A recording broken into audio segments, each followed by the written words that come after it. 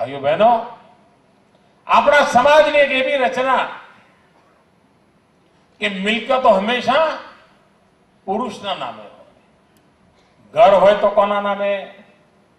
પતિના નામે, યા બાપના નામે, યા દીકરાના નામે. ખેતર હોય તો કોના નામે? પતિના નામે, કે ભાઈના નામે, કે બાપના નામે, કે દીકરાના નામે. ઘરમાં વાહન હોય તો કોના નામે? પુરુષના નામે.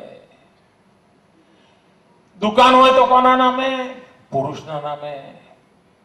બહેનોના નામે કુટુંબમાં કોઈ ચીજ હોય છે ભાઈ? બહેનો કઈ હોય છે?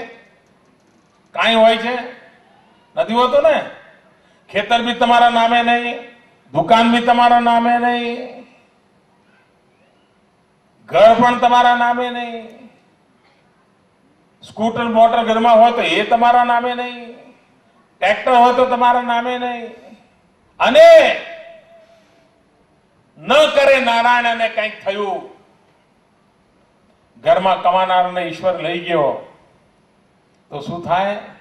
એ બધી મિલકત આ છોકરાના નામે ચડી જાય અને પેલી બિચારી માં ફરી હોશિયાળી બની જાય. ભાઈઓ બહેનો, આપણે એક નિયમ બનાવ્યો કે જે કોઈ પોતાની મિલકત, જમીન હોય, મકાન હોય, એ જો પોતાની પત્નીના નામે કે માના નામે કે બહેનના નામે કરશે તો સરકાર એને સ્ટેમ્પ ડ્યુટીમાં રાહત આપશે. અને એનું પરિણામ શું થયું?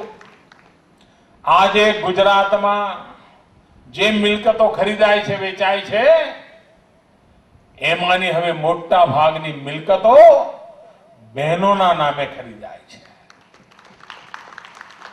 બહેનોના સશક્તિકરણનું કામ કર્યું છે.